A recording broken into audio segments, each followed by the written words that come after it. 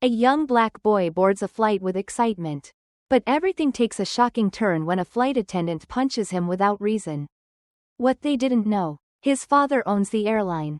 What happened next unraveled an unbelievable chain of events no one could have expected. Stay with me, because this story will leave you stunned and prove why justice can take flight in the most unexpected ways. Before we dive in, comment below and tell us where you're watching from. And if stories like this inspire you, don't forget to like, share, and subscribe for more. It started as just another flight, but it became a moment that changed everything. In the crowded terminal of a Midwest airport, young Elijah Carter stood on tiptoe to peer out the tall windows, watching planes taxi across the tarmac. At just 10 years old, Elijah was embarking on a milestone, his first solo flight. His slender fingers adjusted the junior pilot wings pinned proudly to his navy blazer. A gift from his father, Captain Samuel Carter, one of the airline's most seasoned pilots. The terminal was alive with the hum of overhead announcements, hurried footsteps, and the rolling of suitcases. It was a symphony Elijah had heard many times before while accompanying his father. But today, the notes felt different, sharper, more distinct. For the first time, he would board as an unaccompanied passenger, though the safety of his father's presence in the cockpit provided comfort. Captain Carter knelt beside Elijah, placing a steadying hand on his son's shoulder. His uniform was immaculate, the gold insignia on his cap gleaming under the terminal lights. "Remember, son," he said, his deep voice a mix of pride and tenderness. "It's not about where you sit or who notices you. It's about how you carry yourself. Keep your head high, no matter what." "Yes, sir," Elijah replied, his voice quiet but firm. He clutched his backpack, the faint outline of his favorite model airplane visible beneath the fabric. Their farewell was brief but meaningful, a salute and a quick embrace. Before Captain Carter disappeared through the crew entrance, Elijah squared his shoulders and approached the gate agent. He handed over his boarding pass with a practiced politeness that made the agent smile. But a second glance at the unaccompanied minor tag changed her expression. It was subtle, but Elijah caught it: the furrowed brow, the slight hesitation. "Take a seat over there, young man," she said, pointing to a corner near the gate. Her voice was professional, but there was something dismissive in her tone, as if he were an afterthought. Elijah obeyed, his small frame tucked into the chair as other passengers passed by with hardly a glance. The minutes stretched into what felt like hours. And finally, the boarding announcement crackled over the speakers. Elijah stood and walked to the gate with measured steps, determined to carry himself as his father had taught him. The first encounter came quickly. As he entered the plane, a flight attendant named Claire Randall intercepted him. Her smile was polite but thin, her gaze lingering on the tag affixed to his backpack. "This way," she said, gesturing toward the back of the plane without making eye contact. "But my seat is by the window," Elijah said softly, holding up his ticket. She glanced at the seat number, then back at Elijah. "Unaccompanied minors sit near the galley. It's a policy." Elijah's heart sank, but he didn't argue. He followed her down the aisle, past rows of passengers settling into their more spacious seats.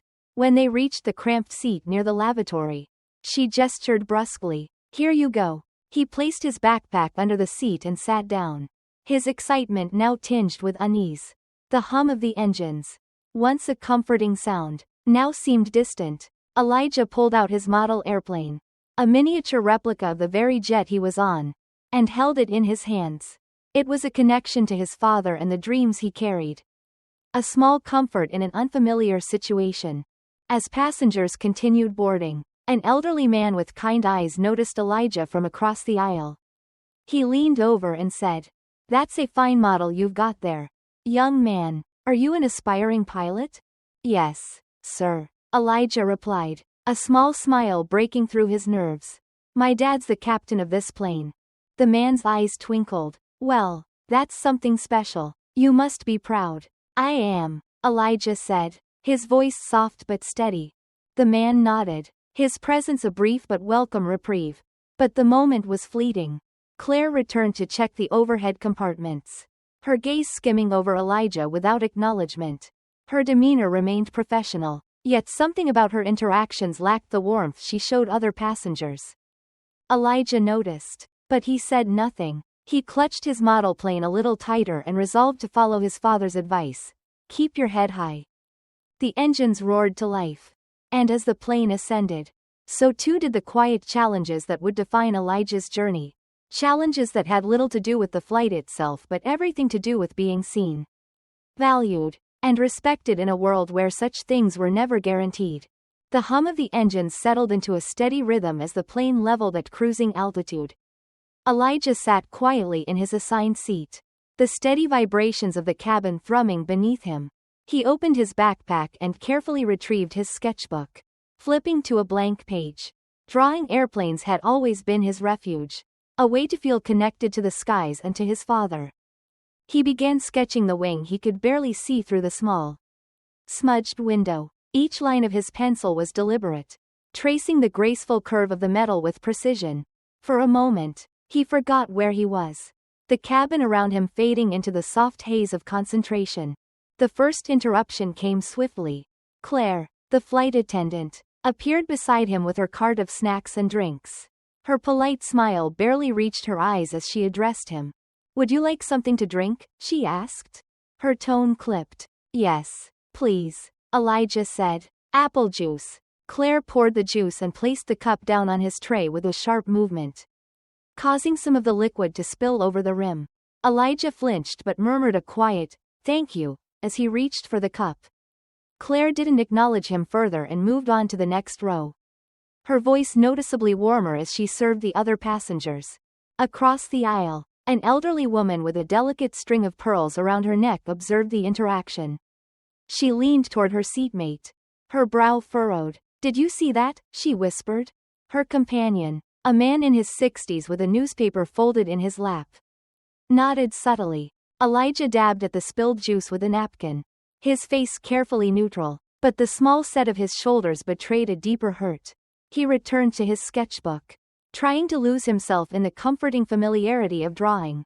When he felt a tap on his tray table, Claire was back. "You shouldn't leave those pencils out," she said, her tone sharp. "They could roll onto the floor and cause a mess." Elijah blinked up at her, momentarily confused. "I was just drawing. This isn't an art studio," she said curtly. "Put them away." Her words stung. Elijah nodded quickly and began gathering his pencils, his hands trembling slightly. His sketchbook remained open, the half-finished drawing a silent witness to the exchange. The elderly woman, still watching, pursed her lips and turned to the man beside her. "That boy hasn't done a thing wrong," she murmured. "It's like she's singling him out." "It's not right," he replied, his voice low but firm. "He's just a kid." Elijah tucked his sketchbook back into his bag. His earlier excitement dimmed to a quiet resolve. His father's words echoed in his mind. "Keep your head high." The cabin settled into the familiar patterns of a long flight. Passengers adjusted their seats, some dozing while others occupied themselves with magazines or movies. Elijah leaned back, his fingers lightly brushing the junior pilot wings pinned to his jacket. He thought of his father, steady and confident in the cockpit, and tried to draw strength from the connection. Suddenly, the sound of a lavatory door slamming jolted him. A man in a business suit squeezed past Elijah's seat, muttering under his breath about the cramped aisle. Claire appeared again, addressing the man with a polished smile, her demeanor entirely transformed. "Can I get you anything, sir?" she asked warmly. The man shook his head, brushing her off, but her smile didn't falter. Elijah watched the exchange, a quiet pang of confusion settling in his chest. It was a small thing, but small things had a way of accumulating, like stones gathering weight. A few moments later, an elderly gentleman across the aisle leaned toward Elijah. His name tag read Mr. Fletcher, and his kind eyes carried a spark of curiosity. "That's a fine set of wings you've got there," he said with a nod toward Elijah's jacket. Elijah smiled shyly. "Thank you, sir. My dad gave them to me. He's the pilot on this plane." "Well, aren't you lucky?" Mr. Fletcher said warmly. "Flying with family. Now that's something special." Elijah's chest swelled with quiet pride. But the moment was short-lived. "Claire, Passing by again, paused at Mr. Fletcher's row and shot a glance toward Elijah. Everything all right here? She asked, her voice tinged with impatience. Mr. Fletcher nodded. Quite fine, thank you, he replied, his tone cool but polite. Claire lingered for a moment, her gaze flitting between Elijah and Mr. Fletcher before she moved on. The tension she left behind was almost palpable, a faint ripple through the air. The unease in the cabin grew, small incidents layering atop one another like threads weaving a larger pattern. Passengers began to notice the inconsistencies, the subtle shifts in tone and demeanor. A young mother with a toddler leaned toward her husband, whispering, "She's not treating him the same as the others." Her husband nodded grimly. "I've seen it too." Elijah, unaware of the murmurs around him, focused on the view outside the window. The clouds stretched endlessly, a sea of white that seemed to promise freedom and peace. But even in the sky, there were rules, boundaries, and the lingering sense that some spaces were harder to claim than others. He sat a little straighter, his fingers brushing the model airplane in his bag. He wouldn't let the weight of the small injustices push him down. He had promised his father. And he wouldn't forget. "You're part of this team. Keep your head high." But as the hours ticked by, the undercurrent of tension continued to grow, setting the stage for a confrontation Elijah could sense but not yet see. A confrontation that would test not just him but everyone around him. The flight hummed on, its rhythm punctuated by the occasional murmur of passengers or the sound of the flight attendants moving through the aisles. Elijah tried to focus on the clouds outside his small, obstructed window. The wings of the plane glinted in the sunlight, a reminder of the skies he loved and the father who inspired him. But the weight of the earlier exchanges lingered, dulling his excitement into a quiet ache. Claire reappeared, making her rounds with the meal cart. Her voice was polite but mechanical as she handed out trays and beverages. When she reached Elijah's row, her tone shifted, losing its practiced warmth. "Would you like chicken or pasta?" she asked, barely glancing at him. "Chicken, please," Elijah replied, his voice steady but soft. Claire handed him the tray with a deliberate thud, the edge of the plate tilting just enough for the drink to wobble precariously. Elijah caught it quickly, a quiet flush of embarrassment coloring his cheeks. He murmured a thank you, but Claire had already turned away. Across the aisle, the elderly woman with the pearl necklace watched with a growing frown. She leaned toward Mr. Fletcher, the man with the newspaper. "It's not just me, is it?" she asked in a low voice.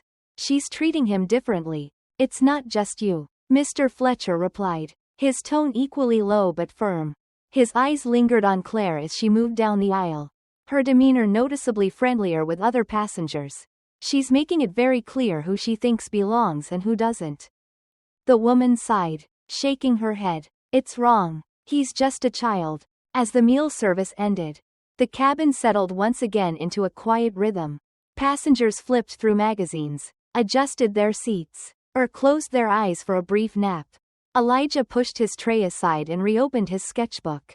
Determined to distract himself, he carefully traced the lines of an airplane wing, his focus on the precision of his strokes. "Excuse me, ma'am," a voice broke the quiet. Elijah glanced up to see the elderly woman across the aisle speaking to Claire, who had paused mid-stride. The woman's tone was measured but firm. "I'd like to ask why you're treating that young man so differently from everyone else." Claire stiffened, her polite smile faltering. "I'm sorry, I don't know what you mean." The woman's eyes narrowed slightly. "Oh, I think you do. I've watched you snap at him, dismiss him, and ignore his politeness. He hasn't done a thing wrong. Yet you're going out of your way to make him feel unwelcome." A hush fell over the nearby rows. Passengers turned their heads, their curiosity piqued. Claire's face tightened, and she glanced around, clearly uncomfortable with the attention. "I assure you, ma'am, I've treated him no differently than anyone else." The woman's gaze didn't waver. "If that's true, then I'd suggest you watch yourself more closely. Because it doesn't look that way to the rest of us." Elijah sank a little lower in his seat, his face burning. He hadn't asked for anyone to speak up on his behalf, and the sudden attention made him uneasy. But he couldn't ignore the flicker of gratitude he felt toward the woman. The murmurs among the passengers grew as the flight continued. Whispers of disapproval spread, subtle but insistent, weaving a quiet solidarity around Elijah. Some passengers, like the young mother with the toddler, exchanged pointed glances. Others, like Mr. Fletcher, remained quietly watchful, their expressions thoughtful. But not everyone was sympathetic. A businessman seated a few rows back muttered to his companion, "All this fuss over nothing. People are too sensitive these days." His companion shrugged, his expression neutral. "Maybe, but it's hard not to notice when someone's being singled out." The tension came to a head when Claire returned to Elijah's row. Her movements brisk and purposeful. She glanced down at his open sketchbook, her lips pressing into a thin line. "I thought I told you to put that away," she said, her tone sharp. Elijah blinked up at her, confused. I was just drawing quietly," he said, his voice barely above a whisper. Claire folded her arms. "This isn't an art class. Put it away." Before Elijah could respond, Mr. Fletcher spoke up. "Now, hold on just a moment," he said, his voice calm but firm. "The boy's sitting quietly, not bothering anyone. What harm is he doing?" Claire turned toward him, her expression hardening. "Sir, I'm enforcing airline policies to ensure order in the cabin. If you have a problem, I suggest you take it up with management." Mr. Fletcher's jaw tightened, but he held his ground. "I'm not sure what policy forbids a child from sketching in his seat. Maybe you'd like to enlighten us." More passengers were watching now, their expressions ranging from curiosity to quiet agreement. The young mother leaned forward, her brow furrowed. "He's done nothing wrong," she said softly. "Why are you making such a big deal out of this?" Claire's composure cracked slightly under the weight of their gazes. "I'm just doing my job," she said, but her voice lacked its earlier conviction. She turned abruptly and walked away, leaving a trail of discontent in her wake. Elijah closed his sketchbook and clutched it tightly, his fingers trembling. He felt the eyes of the passengers around him, their quiet support both comforting and overwhelming. He wanted to disappear, to melt into the fabric of the seat and escape the scrutiny. But then he thought of his father, calm and resolute in the face of any challenge. "Keep your head high." The words steadied him, giving him the courage to look up. Across the aisle, the elderly woman offered him a small, encouraging smile. Mr. Fletcher gave him a nod, his expression one of quiet approval. Elijah straightened his shoulders, the weight on his chest easing slightly. The atmosphere in the cabin had shifted. The passengers' quiet solidarity had turned the tide, creating a sense of collective awareness that even Claire couldn't ignore. But Elijah knew this was only the beginning. The undercurrent of tension was still there, simmering beneath the surface, waiting for the right moment to rise again. The soft hum of the plane's engines provided a constant backdrop, a steady rhythm masking the tension rippling through the cabin. Elijah remained in his seat, his sketchbook now tucked away in his backpack. Though he tried to focus on the view outside the window, the earlier exchanges replayed in his mind. The feeling of being watched, scrutinized, and judged lingered, a subtle weight pressing against his chest. He wasn't alone in feeling the strain. Around him, passengers exchanged looks, quiet murmurs of discontent threading through the rows. The young mother with her toddler glanced toward Claire, her expression a mixture of unease and determination. Across the aisle, Mr. Fletcher adjusted his glasses, his eyes narrowing as he followed the flight attendant's movements. The turning point came when Claire returned once more, her steps brisk and her expression neutral. She was performing her final checks before the descent, her gaze scanning each passenger with practiced efficiency. But when she reached Elijah's row, her expression faltered, her lips pressing into a thin line. "Young man," she said, her voice clipped, "I need to see your boarding pass." Elijah blinked, his confusion clear. "My boarding pass?" "Yes," Claire replied, folding her arms. "It's standard procedure for unaccompanied minors. We need to verify seating arrangements." Elijah fumbled with his backpack, his hands trembling slightly as he retrieved the crumpled piece of paper. He handed it to her, his eyes darting around the cabin, aware of the curious stares from other passengers. Claire examined the pass with deliberate slowness, her expression inscrutable. Finally, she handed it back to him without a word and moved on. Her demeanor as cold as before. Standard procedure. My foot, muttered Mr. Fletcher under his breath. He leaned across the aisle, addressing the elderly woman who had been watching the scene unfold. She's singling him out. The woman nodded, her pearl necklace catching the light as she turned her head. There's no reason for it. He's been nothing but polite. It's disgraceful. Their whispered conversation didn't go unnoticed. The businessman seated a few rows ahead turned slightly. His brow furrowed. Is it just me? He said quietly. Or does this feel intentional? It's not just you. The young mother chimed in, her voice low but firm. She glanced at her sleeping child before adding, this isn't how you treat a child. Or anyone, for that matter. Meanwhile, Elijah sat quietly, his fingers brushing the junior pilot wings pinned to his jacket. The small emblem, a gift from his father, was meant to be a symbol of pride and belonging. Now, it felt like a reminder of how far he was from the safety and familiarity of the cockpit. He thought of his father's steady hand on his shoulder that morning. The quiet reassurance in his voice, you're part of the team. No matter where you are. It was a comforting thought. But it couldn't erase the growing knot of frustration in his chest. The realization that no matter how respectful or quiet he tried to be, he was still treated differently, still made to feel out of place. The murmurs among the passengers grew louder. A quiet rebellion was forming. A shared understanding passing between strangers. The elderly woman finally spoke up, her voice carrying a surprising authority for its softness. Excuse me, miss, she called, gesturing toward Claire, who had just begun moving down the aisle again. Claire turned, her expression guarded. Yes, ma'am? I'd like to know why you keep targeting that boy. The woman said, her tone measured but firm.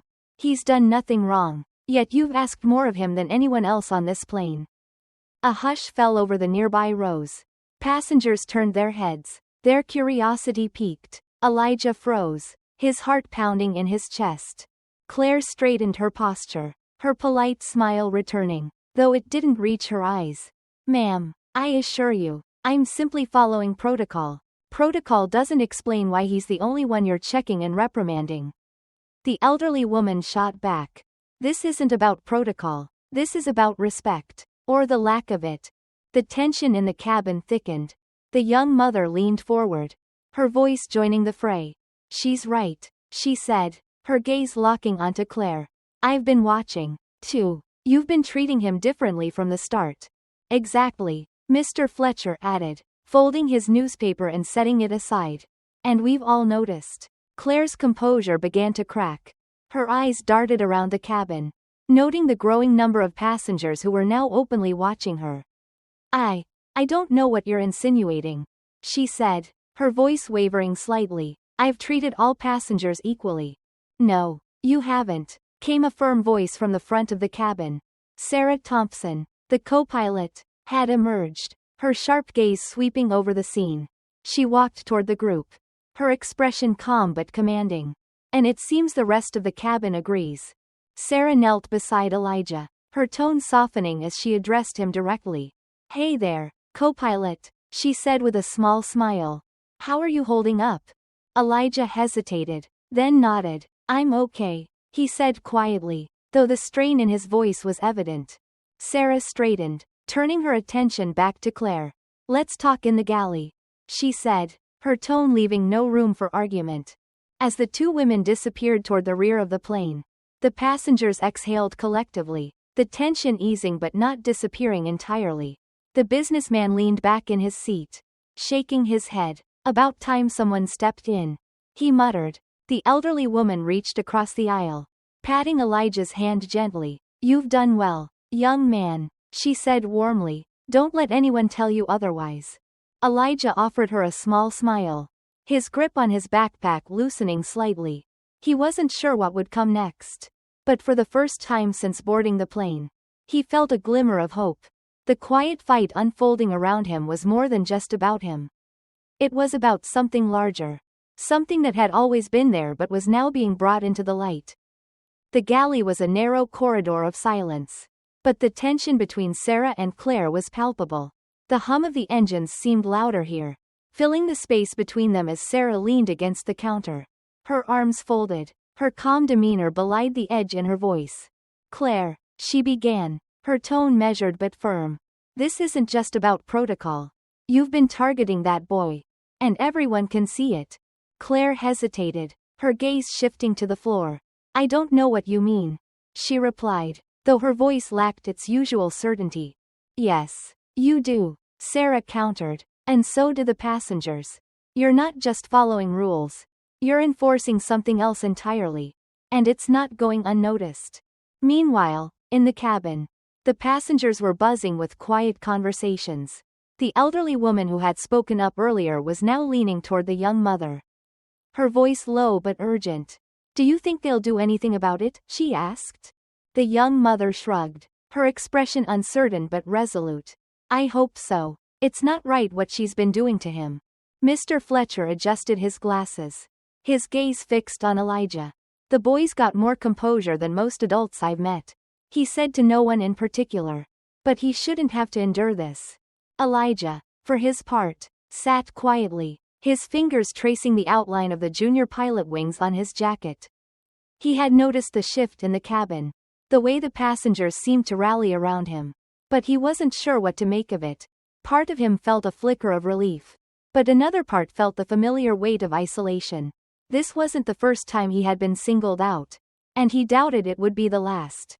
Back in the galley, Claire sighed, the weight of Sarah's words settling heavily on her shoulders.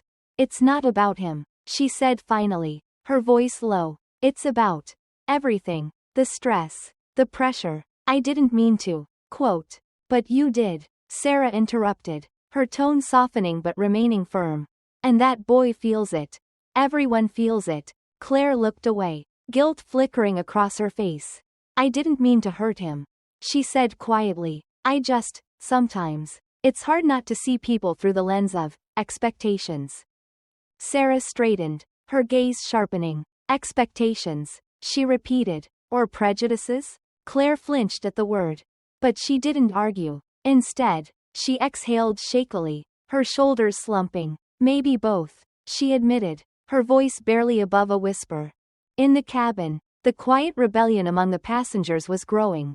The businessman, who had remained mostly silent until now, finally spoke up, his voice carrying across the rows. I think we all need to make sure this doesn't get swept under the rug, he said, addressing the passengers around him. When we land, we file a formal complaint. Together. There were murmurs of agreement. Nods of solidarity. The elderly woman leaned toward Mr. Fletcher. We owe it to that boy, she said firmly, and to ourselves. We've all seen what's been happening. The young mother nodded, her expression resolute. We can't let this slide. It's not just about him. It's about what it says if we stay silent. Sarah returned to the cabin, her expression calm but purposeful. She paused beside Elijah, her voice gentle as she knelt to his level. Hey there, co-pilot, she said with a small smile. You holding up okay? Elijah nodded, though his grip on his backpack tightened slightly.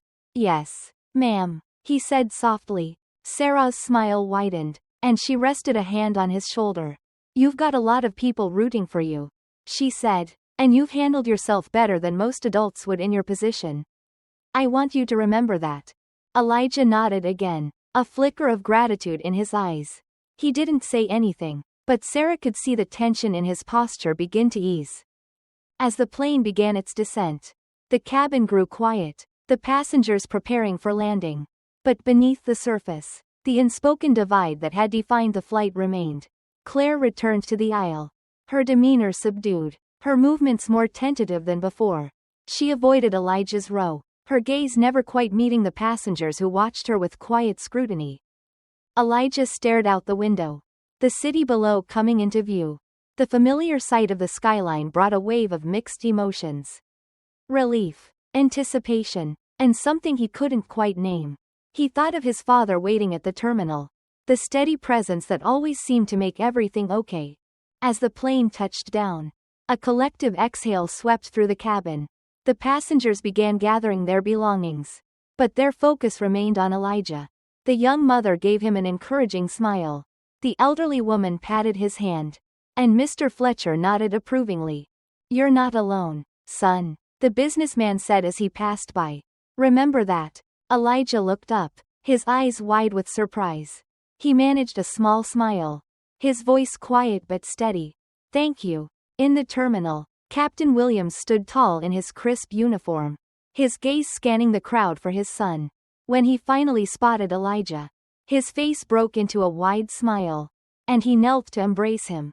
There's my boy, he said warmly, his voice filled with pride. Elijah hugged him tightly, burying his face in his father's shoulder. For a moment, the weight of the flight melted away, replaced by the comfort of his father's presence. But as they pulled back, Elijah hesitated, his gaze dropping to the floor. Dad, he said quietly, can I tell you something? Captain Williams nodded, his expression serious. Of course, son, you can tell me anything. Elijah took a deep breath, the words tumbling out before he could stop them. It wasn't a good flight. Captain Williams's brow furrowed, concern flickering across his face. What happened? Elijah hesitated, glancing back toward the gate. It's hard to explain. But there were people who helped. People who stood up for me. Captain Williams's gaze softened, and he rested a hand on Elijah's shoulder. Then let's make sure their voices, and yours, are heard. As they walked through the terminal, Elijah felt a sense of resolution. The flight had been difficult, but it wasn't the end of the story. It was just the beginning of something bigger. A quiet fight that demanded to be brought into the light. The terminal bustled with travelers as Elijah clutched his father's hand, his gaze shifting between the towering glass windows and the people weaving hurriedly around them. Captain Williams walked with purpose, his posture as unyielding as the uniform he wore. But his silence was telling, and Elijah could sense the weight of his father's thoughts. What happened, Elijah? Captain Williams asked softly as they approached the airline's customer service desk. His voice was calm, but there was an undercurrent of tension. Elijah hesitated, his fingers tightening around the straps of his backpack. He didn't know how to describe the feeling, how to explain the quiet, persistent unfairness he had felt during the flight. Miss Claire didn't like me, he said finally, his voice barely above a whisper. She kept moving me and scolding me. But I didn't do anything wrong. Captain Williams stopped, kneeling so he was at eye level with his son.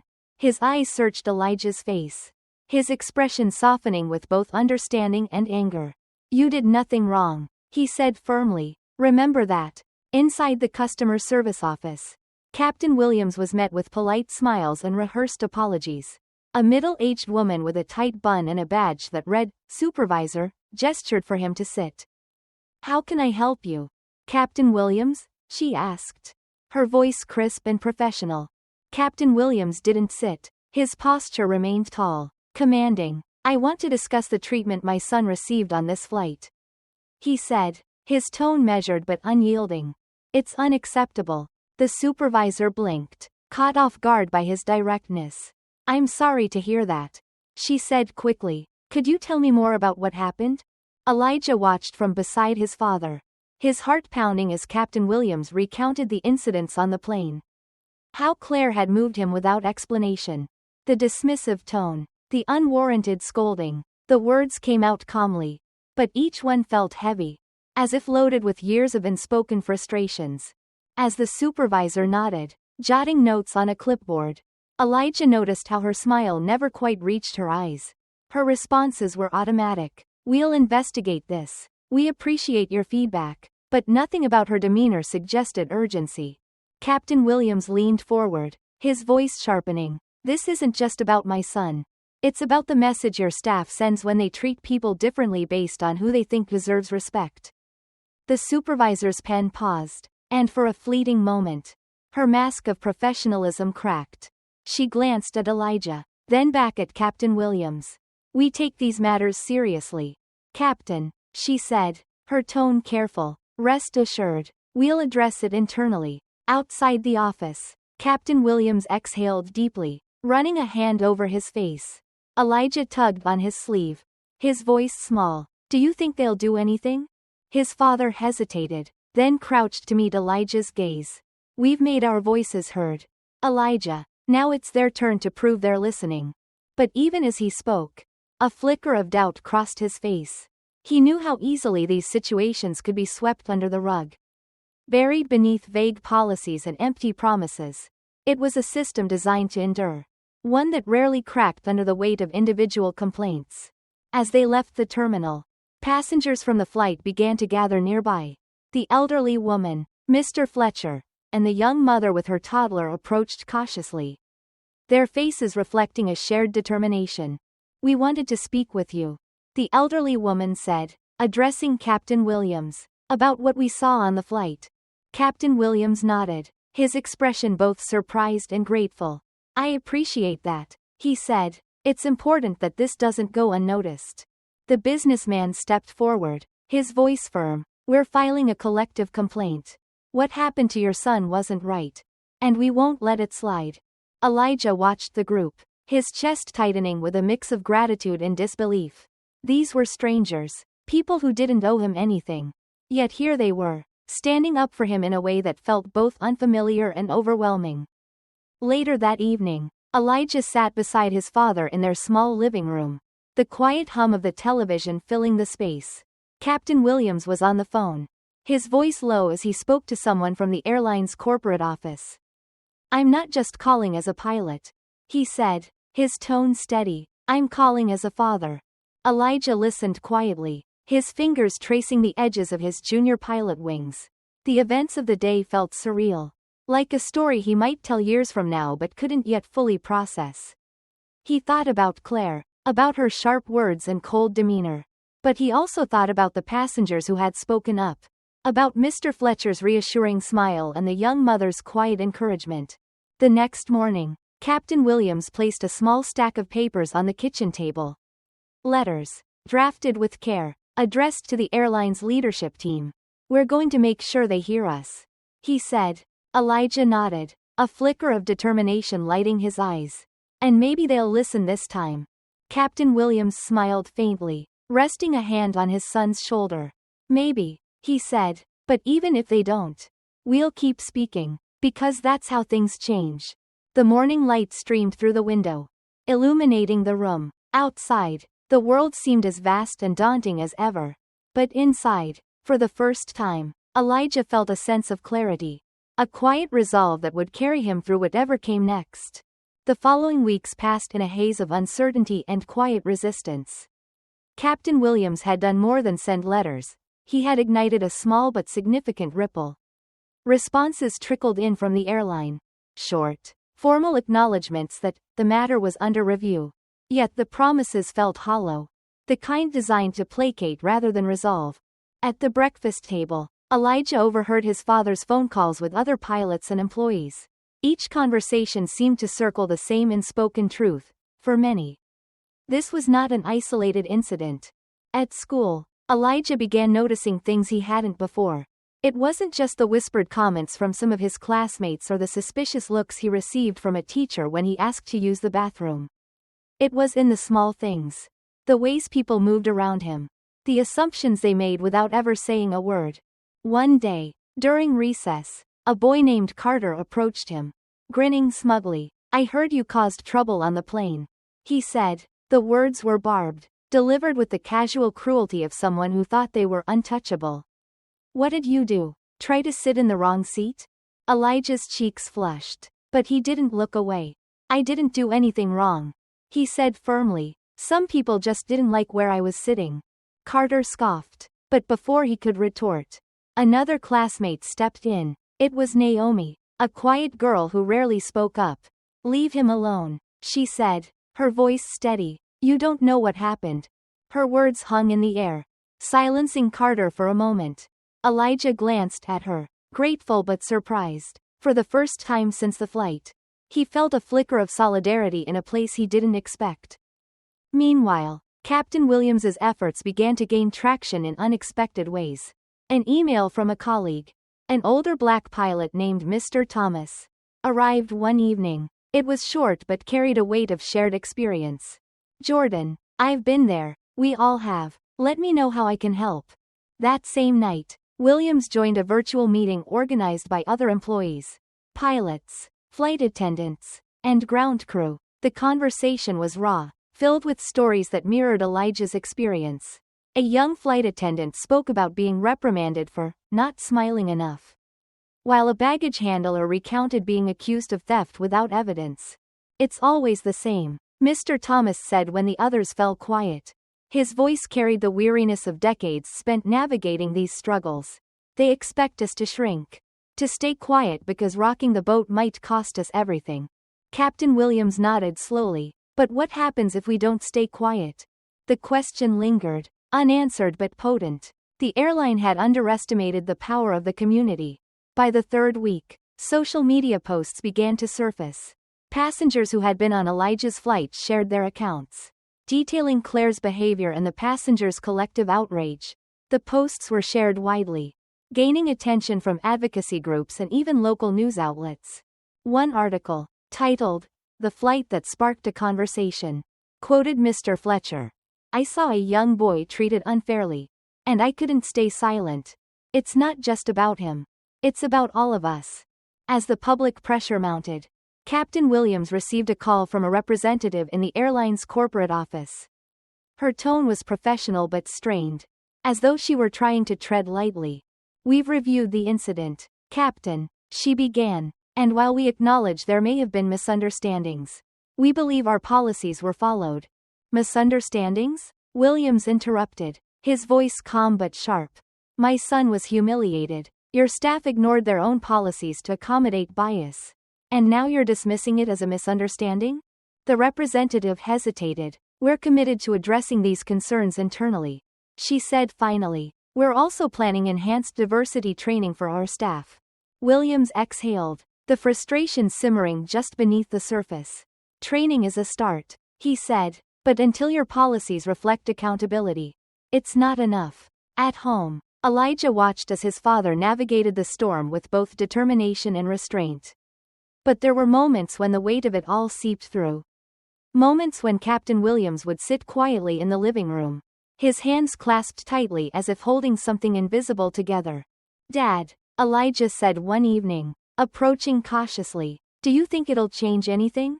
Captain Williams looked up, his eyes tired but resolute. "Change is slow, son, but it starts with people who refuse to give up." The tension reached its peak during a meeting at the airline's headquarters. Captain Williams, along with a small group of employees and passengers, was invited to discuss the incident and its implications. Elijah came along, his junior pilot wings pinned proudly to his jacket. He sat quietly in the back of the conference room as his father spoke, recounting the events of the flight with precision and conviction. When the airline's executives responded, their words were measured but evasive, filled with corporate jargon that skirted accountability. But as the meeting wore on, the voices of others, pilots, attendants, passengers, began to cut through the polished rhetoric.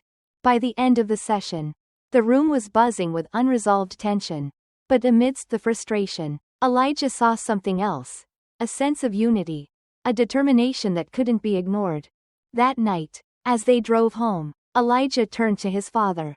"What happens now?" Captain Williams smiled faintly. "We keep going," he said, "because if we stop, nothing changes." Outside the car window, the city lights blurred against the dark sky. Elijah leaned back in his seat, his fingers brushing against his junior pilot wings. For the first time, he felt the weight of them, not as a burden, but as a responsibility. The morning of the hearing arrived with a palpable tension in the air. Captain Jordan Williams stood in front of the mirror, adjusting his tie. His hands moved methodically, but his mind raced. This wasn't just about Elijah or even their family. It was about countless others who had endured what they had but never had the chance to speak. "Dad?" Elijah's voice came from the doorway. He stood there in his best outfit, the junior pilot wings pinned proudly to his chest. His eyes held a mixture of determination and nervous energy. Captain Williams turned and placed a reassuring hand on his son's shoulder. "Are you ready for this, co-pilot?" Elijah nodded, his small frame straightening with pride. "Are you?" A faint smile tugged at Williams's lips. "I've been ready for this my whole life." The hearing room buzzed with murmurs as the Williams family entered. Representatives from the airline sat at one table, their carefully rehearsed expressions betraying little emotion. Across from them, Captain Williams took his seat, with Elijah and their supporters, Mr. Fletcher, Naomi's family, and a few other passengers from the flight. Sitting behind him, the panel, composed of government officials and civil rights advocates, called the session to order. Captain Williams was the first to speak. My son's experience on that flight was a stark reminder of how deeply embedded certain attitudes remain in our society. He began, his voice steady but firm. This isn't just about one flight attendant or one airline. It's about a culture that allows bias to masquerade as policy. He recounted the events of the flight, his tone calm but unflinching. As he spoke, Elijah's gaze never wavered, his small hands clenched in his lap. The airline representatives responded with platitudes and carefully worded statements. They acknowledged room for improvement and touted their diversity initiatives. But their words felt hollow in the face of the tangible harm their policies had caused. Then, the panel turned to Elijah. "Would you like to share anything with us?" one of the panelists asked gently. Elijah hesitated, glancing at his father, who gave him an encouraging nod. He stood, his small frame dwarfed by the weight of the room's attention. "When I got on that plane," Elijah began, his voice steady despite the tremble in his hands, "I thought it would be the best day ever. My dad was the pilot, and I was going to see what it was like to fly in the sky. But," he paused, taking a breath, "I felt like I didn't belong. No matter what I did, it wasn't enough. But the passengers on that flight showed me that people care, even when it's hard." The room fell silent as his words hung in the air. For a moment, the weight of his experience transcended the sterile language of corporate policies and legalities. In the weeks that followed, the hearing sparked a national conversation.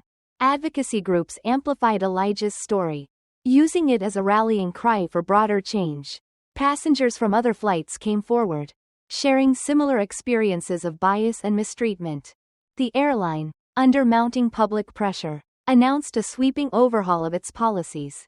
They implemented mandatory bias training for all employees, established an independent review board for complaints, and introduced a new passenger bill of rights. But for Captain Williams and Elijah, the fight wasn't just about institutional change. It was about reclaiming their own sense of dignity and purpose. One evening, as the sun set over the city, Captain Williams took Elijah to a quiet hill overlooking the airport. The roar of planes taking off and landing filled the air as they watched the steady rhythm of the runway lights. "You know," Williams said, his voice thoughtful, "the sky doesn't care who you are or where you come from. It's open to everyone, but down here, we have to fight to make sure everyone gets the chance to reach it." Elijah nodded, his gaze fixed on the horizon. "One day, I'm going to fly like you, Dad, and I'm going to make sure everyone on my plane feels like they belong." Captain Williams smiled, his pride unmistakable. "I have no doubt you will." The journey had been painful, but it had also been transformative. For the Williams family, the scars of the experience became a source of strength, a reminder of what it meant to stand firm in the face of injustice.